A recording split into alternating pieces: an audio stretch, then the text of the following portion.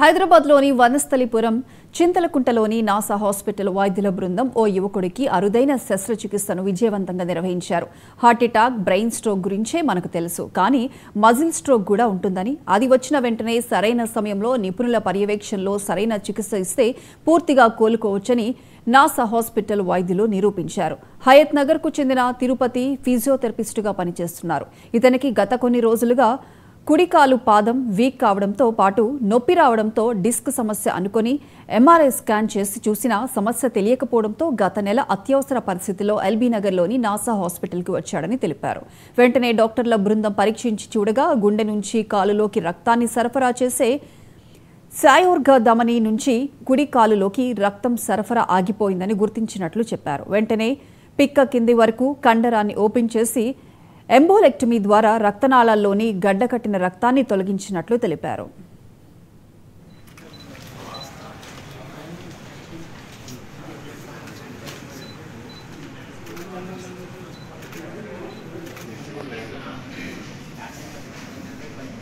ఆ టైంకి ఆ టీం వర్క్ని, ఆ టీం మొత్తాన్ని మనం కలెక్ట్ చేసుకొని, ఒక డాక్టర్ కాదు 9 సర్జరీలు అంటే ఎంతమంది డాక్టర్లు, ఎంతమంది ఫిజియోథెరపిస్టులు, ఎంతమంది నర్సులు and management team, administration team, వీళ్ళందరూ చేస్తేనే. ఇప్పుడు ఏదైనా మనం ఒక టాస్క్ అనుకుందాం అనుకోండి, మీ మీడియాలోనే టాస్క్, పొద్దున్నే పేపర్ రిలీజ్ చేయాలంటే మీరు ఎంతమంది కలిసి పనిచేస్తారు?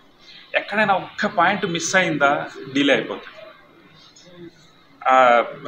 మీకు న్యూస్ రావడం దగ్గర నుండి స్పేస్ అలాట్మెంటు, తర్వాత ప్రూఫ్ రీడింగు, తర్వాత మెషిన్ ఎట్లా ఉంటుందో మీరు ఎంత వార్ఫుడ్ బేసిస్లో పనిచేస్తారో అలా పనిచేసినప్పుడే రిజల్ట్స్ బాగుంటాయి. This is a perfect example. And అతనిచ్చిన ధైర్యము మిగతా వాళ్ళకి. సో మీరు ఇంకొక క్వశ్చన్ అడిగారు మనీ గురించి. యాక్చువల్గా నేను వేరే చాలా కార్పొరేట్ హాస్పిటల్లో పనిచేశాను బిఫోర్ స్టార్టింగ్ దిస్. ఇప్పుడు మాకు విజయవాడలో ఒక హాస్పిటల్ ఉంది, ఇది ఒకటి, బెంగళూరులో ఒకటి స్టార్ట్ చేస్తుంది.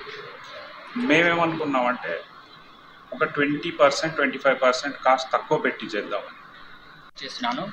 కన్సల్టేషన్ ఫ్రీలాన్స్గా వస్తుంటారు అనమాట. నాకు సడన్గా రావడం జరిగింది అనమాట. సడన్గా నా తిమ్మిరి, పెయిన్, లాగడం ఇవన్నీ వచ్చారికే ఎమర్జెన్సీగా నియర్గా ఉన్న హైట్నర్ దగ్గరలో ఒక చిన్న హాస్పిటల్కి వెళ్ళాను. అక్కడ జనరల్ వీక్నెస్ అనుకొని అది నార్మల్గా అవసరం లేదన్నట్టు, అడ్మిట్ అవసరం లేదన్నారు. అక్కడ పెయిన్ తట్టుకోలేకపోయి మళ్ళీ ఇక్కడికి రావడం జరిగింది అనమాట.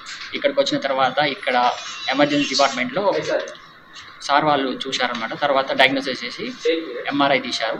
దాని తర్వాత నెక్స్ట్ డే ట్రీట్మెంట్ అనేది